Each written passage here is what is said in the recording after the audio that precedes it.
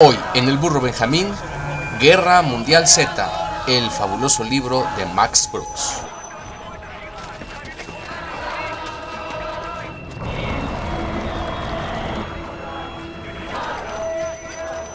Hay mucho ruido, mucho ruido.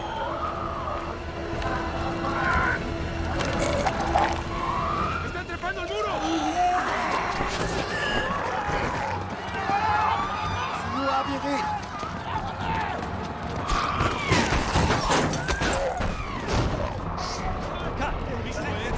Comando, tenemos una infracción en la puerta de la salvación. ¡Trepan las paredes!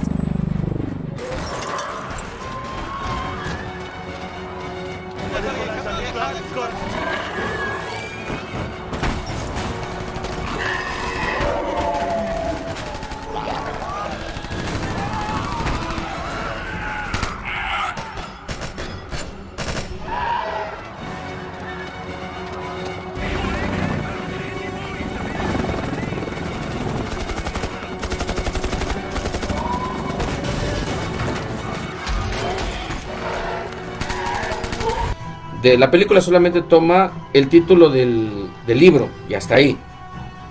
El libro es diametralmente opuesto y, como pasa en muchas adaptaciones, el libro es infinitamente mejor que la película. Este libro da incluso para hacer una serie fácil de 5 o 6 temporadas, porque se estructura de una forma en la que llegas a tener más de 50 protagonistas. El libro habla de un periodista, historiador, que recorre el mundo aproximadamente 10 años después de la guerra zombie, que se le llama Guerra Mundial Z porque se le llaman a los zombies, los Zetas. Entonces, 10 años después, con los supervivientes, con lo que queda de la sociedad humana, él se dedica a la tarea de investigar tanto los orígenes del virus, no tanto biológicos, sino su impacto en la sociedad. Posteriormente, lo que se le llama el gran pánico, cómo se desarrolló en sí la guerra, y luego lo que fue la recuperación. Y él escribe en un momento en el que el mundo ya no tiene infectados, o sea, no se infecta nueva gente, pero quedan muchos zombies todavía regados. Cada que es el invierno se congelan, y en las primaveras se descongelan, y la gente tiene que andar con mucho más cuidado. Entonces, cada capítulo es un personaje diferente, de nacionalidad diferente, que narra su propia experiencia de la guerra zombie. Tiene capítulos en Irlanda, en China, en Rusia, hay la mayoría en Estados Unidos, en Cuba, en Sudáfrica, en las Antillas, en el lado del Pacífico de Australia. Entonces él viaja y entrevista a diferentes personas para reconstruir la guerra zombie. El libro, a mi parecer, tiene un punto principal, una columna vertebral. El libro es sociológico. No es una sociología técnica, no es un análisis sociológico que tenga epistemología y metodología, no. Es un ensayo en forma de novela, ficticio, pero su sustancia es muy, muy sociológica. O sea, agarra a la humanidad y analiza lo que pasaría con nuestra sociedad del siglo XXI en dado caso de una catástrofe. Los zombies no son los protagonistas principales. No dice cómo surge la plaga ni cómo se acaba. Sí atina a decir que surge en China, en el área de China que está pegada al Asia Central. Ahí surge el virus, ahí se dan los primeros brotes. Cómo China intenta ocultar las cosas. ¿Le suena algo? Este libro es del 2006. No se necesita ser profeta, es simplemente cuando sabes leer la geopolítica y tienes las herramientas, puedes tú predecir, por llamarlo de alguna manera, conociendo cómo son los países, cómo van a actuar. China es una dictadura de partido capitalista hacia afuera, pero comunista hacia adentro, tienen un control brutal. Entonces, Brooks dice que el virus surge en China y luego se va extendiendo por todo el mundo, por la globalización, por la interconexión que tenemos. En el año 2006 estábamos todavía menos interconectados que ahora, pero él prevé esto. Entonces él va narrando, y los zombies no son los protagonistas son los seres humanos y su sociedad, nuestra sociedad tan endeble que tenemos, y que sean zombies, fuera un asteroide que cayera en el océano y provocara un invierno nuclear, fuera un virus, fuera una bacteria, cualquier tipo de catástrofe que se le ocurra, estaría muy difícil, y no por la infraestructura, sino por la estructura social que tenemos. De mis capítulos favoritos es de unos chinos que capturan un submarino nuclear y se la pasan bastante tiempo en las aguas profundas, huyendo del propio ejército chino, porque ellos veían que China se desmoronaría. China oculta el virus, pero termina cayendo en una guerra civil, o sea, terminan matándose unos a otros los chinos, los políticos chinos, y en medio de toda esta invasión. Imagínense un país como China o la India. Hay otro capítulo impresionante de cómo los hindúes se enfrentan a los zombies y cómo ellos idean un tipo de estrategia de cuadrado para luchar durante horas. Los rusos, trae un capítulo sobre los rusos que narra cómo cuando surge la amenaza en sus tierras, en las tierras siberianas pegadas a China y al Asia Central, igual lo que hace Rusia es ocultarlo, y cuando los soldados se dan cuenta a qué se están enfrentando, lo que hace el ejército ruso es diezmarlos. El diezmo era practicado por algunos ejércitos, incluso creo los romanos. Cuando las tropas tenían miedo, dividían en grupos de 10 y los ponían a votar para que escogieran a cuál de esos 10 iban a matar. A ese era el diezmo, o sea, para impulsar esto. Creo que en la serie de Spartacus tocan también el tema. Entonces los rusos practican el diezmar sus tropas ellos mismos para empujarlos a luchar contra los zombies. Y hay otro capítulo que narra cómo Rusia se hunde tanto que termina siendo una teocracia, un grupo de sacerdotes ortodoxos que cuando ya la gente estaba mordida, los soldados hacían como un tipo de rito religioso para matarlos y que murieran antes de que se convirtieran, y se volvieron tan populares que fueron escalando al nivel político hasta que Rusia se vuelve una teocracia y por lo tanto se recupera como potencia. Cuba es potencia en este libro porque como están cerrados al mundo, como es uno de los países menos globalizados, logran que su moneda, que su industria se vayan para arriba, porque ellos no sufren la invasión, ellos están cerrados al mundo. O sea, su control, su autocracia es tan cerrada que no les llega el virus, y los pocos infectados que les llegan los detectan y los aniquilan. Y Cuba recibe, con el libro, esto es ficción, hasta 5 millones de estadounidenses que llegan a Cuba, y digamos que sirve de base, porque según el libro la mitad del territorio estadounidense se infesta de zombies, desde Nueva York hasta las Rocosas y aún otros territorios, y ellos se repliegan hacia la costa del Pacífico y tardan 4 años en reconquistar el territorio. Entonces lo que hace es migrar de Estados Unidos a Cuba, se establecen muchas personas en Cuba y surge una potencia mundial cubana, porque como no tienen el virus, como no tienen infectados, ellos logran ser el comercio y el puente en Latinoamérica. De Corea del Norte se dice que nunca se supo qué pasó ahí, porque son todavía mucho más cerrados que los cubanos, entonces jamás se enteraron si ahí hubo muertos, hubo sobrevivientes. Corea del Norte se cerró, y hasta la fecha, según la que escribe este periodista historiador, el libro, no tienen datos de qué pasa en Corea del Norte. Tiene mucho argot militar el autor, como que se metió a hacer investigaciones militares tremendísimas. Y obviamente el título del libro es Guerra Mundial, entonces te tiene que narrar ciertas batallas. La batalla de Yonkers, que es la batalla en donde Estados Unidos pierde, te narra cómo las armas de esta época tan sofisticadas no sirven contra los zombies, porque Brooks explica atinadamente que la guerra se gana con miedo, y esto lo liga a lo que hacían los rusos, la antigua práctica de diezmar las tropas, o sea, meterle más miedo a tu general que al enemigo, y las guerras se ganaban con miedo, cosa que es totalmente histórica. Por eso muchas tribus se pintaban la cara, se la ocultaban, se ponían cuernos, le daban mucha importancia a los ruidos, porque lo principal era ocasionar miedo en el de enfrente. Pero ¿cómo te enfrentas a un enemigo que no tiene miedo? Los zombies no tienen sentimientos, los zombies son máquinas de matar, que lo mismo les da tener un lanzallamas enfrente, una bomba nuclear enfrente, una mina enfrente. Entonces te narra cómo el ejército de Estados Unidos llega a Yonkers, que es cerca de Nueva York, y es aplastado por las hordas zombies, porque son millones de personas contra 200,000 soldados, y se te van a acabar las municiones, se te van a acabar las bombas, y se te va a acabar la gasolina, y los zombies no los vas a frenar con nada. O sea, te narra cómo el ser humano ha ideado sus armas para engendrar el miedo y el temor en el de enfrente. Y la batalla de la recuperación, que es en Esperanza, Nuevo México, en Hope, obviamente el autor escoge el título porque pues tiene que dar algo de esperanza en medio de esta crisis que él narra.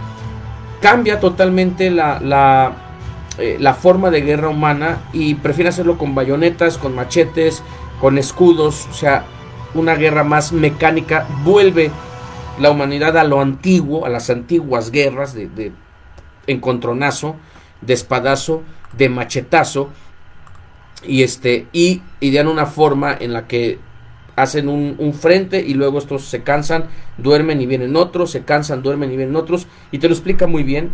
Digo, el libro se llama Guerra, tiene que tener este argot.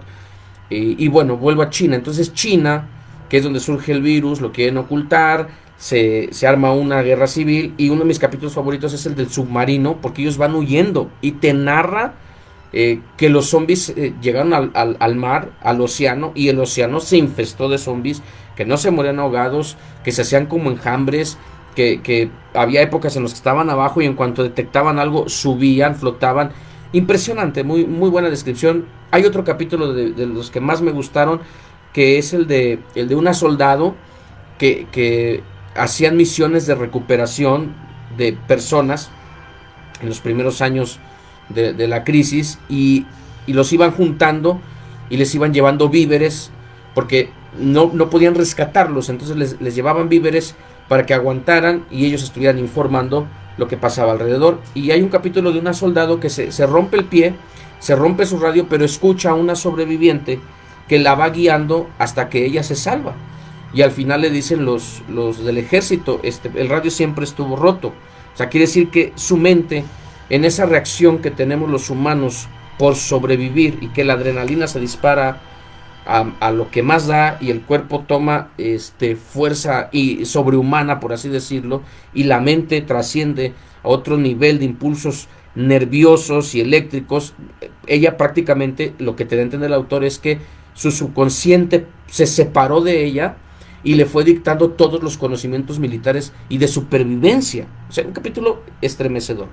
Otro de los que me gustó es cómo al principio de la crisis unos ricos, creo que en San Francisco, en Los Ángeles, rentan una casa, rentan equipos de seguridad, y venden esa seguridad a cantantes, a comediantes, al argot artístico, y van y se meten todos en una casa y hacen un reality show mientras la gente se está muriendo fuera, y hacen un reality show y lo están transmitiendo hasta que llegan supervivientes humanos normales que se ponen bombas para explotar la puerta de la casa, porque atrás venían sus familias, sus hijos, sus esposas, sus niños embarazadas, sus esposas embarazadas y sus niños, y algunos se ofrecen como escudos humanos, vuelan la puerta de esta mansión, se agarran contra los guardias, se agarran contra los artistas, porque están buscando dónde sobrevivir, y atrás llegan los zombies y se hace una matazón. También un capítulo muy bueno. Toca un tema interesante cuando aborda a Sudáfrica.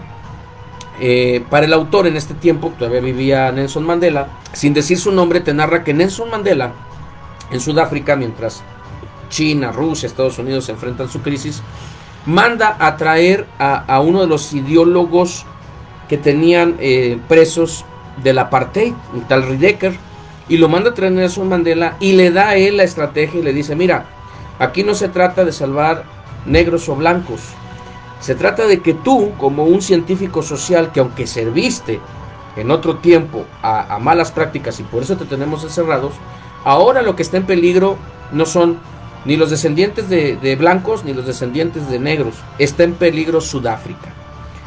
Entonces te traemos porque tú nos vas a salvar. ¿Por qué traen ese tal Ridecker? Y Brooks toca un tema brutal, de los más brutales del libro, porque este hombre les dice: sí, ¿cómo vamos a salvar a Sudáfrica? Vamos a salvar a la gente útil.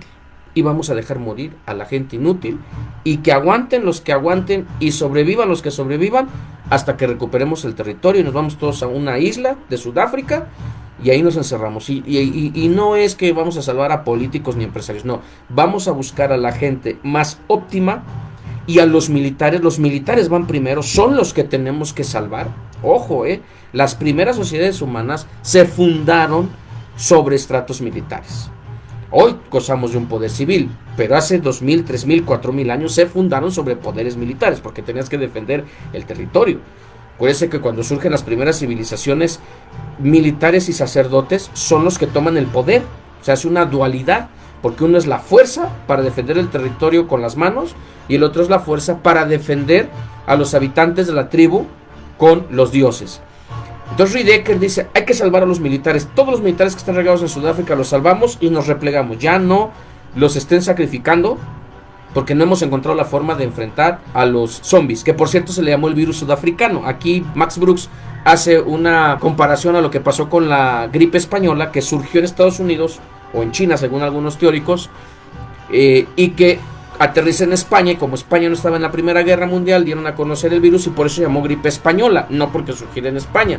Y acá, como China lo oculta y Sudáfrica fue un país de los primeros que dio a conocer que se estaban muriendo la gente y luego se reanimaban, por eso le llaman el virus sudafricano. Bueno, entonces Ridecker le dice a Mandela y a los jefes de Sudáfrica, lo primero es salvar militares, y luego van los científicos, y luego va la gente que nos va a ayudar a reconstruir el mundo, porque esto ya valió. O sea, un hombre mega práctico, esto ya valió, esto se va a perder. Entonces no nos perdamos en romanticismo, es un puro darwinismo social brutal. Pero Max Brooks relata que a Sudáfrica le dio éxito, y Sudáfrica es de las naciones que junto con Cuba, por ejemplo, renacen como una confederación de estados africanos, gracias al plan Ridecker. O sea, gracias a un plan inhumano en el que vas a sacrificar a lo que no te sirva. Y de aquí liga otro capítulo que también me gustó mucho, en donde un sobreviviente oficinista, como muchos de nosotros, como los mexicanos comúnmente nos llamamos los godines, que él reflexiona, dice, yo nunca aprendí a arar la tierra, yo no aprendí a construir, yo ganaba dinero de sentarme en una máquina a hacer reportes. ¿Y quiénes fueron de los que más murieron en el gran pánico, que es el punto álgido de la guerra? Los inútiles, como nosotros, como muchos. Y lo digo con todo respeto. Brooks toca ese tema y me parece muy acertado, porque él dice, bueno, ¿qué gente necesitamos para reconstruir el mundo? ¿Un oficinista? ¿Un corredor de bolsa de valores? ¿Un administrador? ¿Un gerente? La gente se moría de hambre porque llegaba el invierno y los zombies se congelaban. Pero luego, ¿qué comes? Si las ciudades están destruidas, si las plantas eléctricas están destruidas, no hay luz, ya no hay carreteras, ya no hay supermercados, se rompe toda la cadena de consumo. O sea, tú ves los tomates y los jitomates en la tienda de la esquina, pero todo eso trae una cadena de consumo mundial y globalizado, y con una crisis de estas todo se destruye. Entonces, ¿qué vas a comer si no sabes ni siquiera sembrar una papa? No sabes cuidarla, no sabes construir, o sea, mucha humanidad, porque como dijo Eduardo Galeano, nuestra economía es líquida. ¿A qué me refiero con líquida? Que nuestra economía es tan terciaria. O sea, hoy vendemos servicios, vendemos administración, vendemos cosas abstractas y nos enriquecemos con ello. Pero ¿qué pasa en un mundo en el que no hay internet, no hay luz, no hay computadoras, no hay aplicaciones? ¿De qué te sirve una aplicación si no tienes dónde sustentarla, no? Entonces habla de la humanidad inútil, por decirlo de alguna manera. ¿Quiénes sobrevivirían o quiénes reconstruirían el mundo? Carpinteros, albañiles, agricultores, ¿no? Gente con oficio. Que vuelvo a lo mismo, el mundo globalizado, el mundo industrial nació de los artesanos, de los textileros, de aquellos que cosían a mano, y después empezaron a inventar las máquinas de textil mecánicas, que fueron las que antecedieron a la poderosa máquina de vapor, que James Watt, calentando su té, dice la historia o algún relato, que Watt veía su té y veía cómo la tapita brincaba. Ya sabe que los ingleses son muy de su té, y veía cómo la tapita brincaba, y entendió la fuerza del vapor y la fuerza del agua. Ya después vendrán las máquinas hidráulicas, y bueno, todo lo que hoy conocemos. Pero todo eso vino de los artesanos, o sea, la gente que trabajó con sus manos. Yo le decía, el Estado primitivo surge cuando el poder político y el poder religioso se unen para defender, pero luego ¿quién sustenta? A los agricultores, y luego ¿quién es más importante que los agricultores? Los artesanos que manejaban la cerámica, el barro. Nos volvimos sedentarios los humanos y fundamos ciudades cuando aprendimos a guardar la cosecha. Cuando alguien manipuló el barro y se dio cuenta que las vasijas y las cerámicas podías almacenar agua fresca y podías almacenar semillas, fue cuando el ser humano dijo, aquí me quedo a vivir.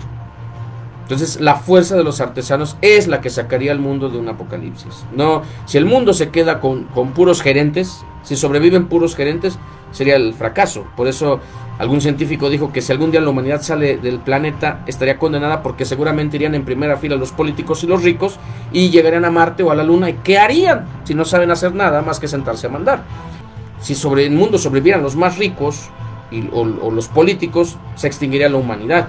Volvemos al darwinismo de Ridecker. Tienen que ser los más capaces, los que tengan un oficio, los que sepan trabajar con las manos, agarrar un árbol y convertirlo en una choza.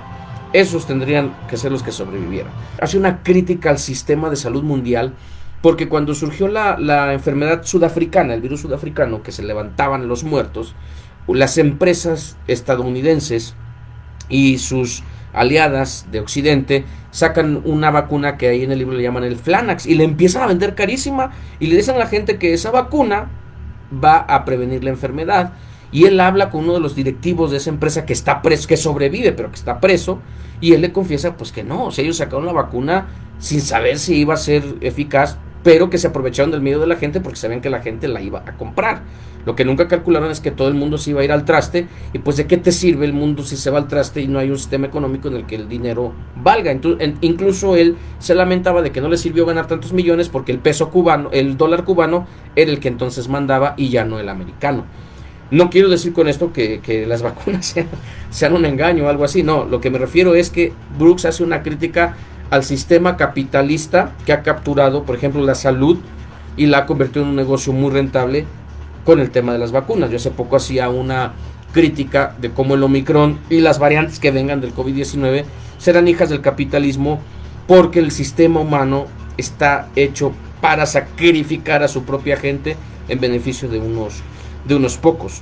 Trae otro capítulo de los perros. A mí no me gustan los perros, pero trae un capítulo enorme de cómo los perros ayudaban a no solamente a detectar la enfermedad, sino a atacar a otros zombies y defender a los soldados de otros animales, porque en el libro sí te maneja que la enfermedad no solamente infecta humanos, infecta mamíferos. Entonces te pone más difícil la situación de la supervivencia, porque te vas a un bosque y a lo mejor no te ataca un humano zombie, te ataca un venado zombie, te ataca un lobo, te ataca un oso, zombies. Entonces es muy acertado ahí Brooks en su planteamiento. Entonces hay otro capítulo de un biólogo marino que se queja de que los humanos se fueron al mar, se terminaron comiendo las ballenas, y cuando ya no hubo ballenas que comerse, se terminaron matando entre ellos. Hay dos capítulos enormes de Japón, de un ciego superviviente de la bomba de Hiroshima, que se vuelve un tipo como ninja, y es el que empieza a enseñarle al mundo que a los hombres se les combate con una espada, con una katana, y se encuentra con otro muchacho que era un otaku, estaba encerrado en su casa, eso sí, muy tipo serie, y cuando sale de su cuarto después de 3-4 días que está pegado ahí a los videojuegos, pues se da cuenta que ya sus papás ya no están y que todo su condominio, su edificio está infectado, y narra cómo escapa y se encuentra con el viejito ciego. Ahí sí le mete un poco más como de película de acción Brooks, pero cada capítulo es muy bueno. Creo que incluso platicándolo no le he hecho a perder la experiencia si usted quisiera leer el libro, porque tiene bastante, solamente le estoy dando pormenores, y bueno, tiene muchísimo, este libro narra cómo en su desesperación los refugiados pakistaníes empiezan a huir de los zombies y se van a Irán, y los iraníes se van a ir a Pakistán. Entonces hay un choque de refugiados porque ambos países también tienen sus infectados, y terminan detonándose una bomba nuclear, Pakistán a Irán e Irán a Pakistán, y toda esa zona queda inhabitable, salvo los zombies, que los que estén cerca del radio de explosión son desintegrados, pero a los que sobreviven, pues la radiación no les hace nada más que pudrirlos más. todo el libro es una madeja bien estructurada que te presenta cómo la humanidad está tan mal estructurada que no sobreviviría más de la mitad a un apocalipsis, sea zombies, que obviamente eso nunca va a pasar, es ficción, pero de cualquier otra índole, o sea, megaterremotos, un cambio climático, una era de hielo, un asteroide que cayera en un océano y causara una evaporación cuyo efecto sea lo que los científicos llaman un invierno nuclear, porque taparía la luz del sol la ceniza o el vapor del agua, no sé, no estamos preparados para eso, terminaríamos matándonos unos a otros, terminaríamos muriendo de hambre. Trae más de 50 capítulos que son historias de supervivientes, cómo se enfrentaron a ese trauma, a esa guerra, lo que vivieron, encontrarse con niños zombies, impactante, algo que Juego de Tronos en temporada 5 en el capítulo de Casa Austera trae una escena también de niños zombies muy buena, muy impactante, y Brooks también lo plasma en su libro. Entonces tiene muchísima tela de donde cortar. Yo he querido mencionarlo porque me gustó bastante y lo quiero recomendar. El libro está espectacular, se lo recomiendo. Aquí lo tengo, aquí está. Muy buen libro, léalo, va a pasar un rato agradable y va a aprender cosas sobre la humanidad.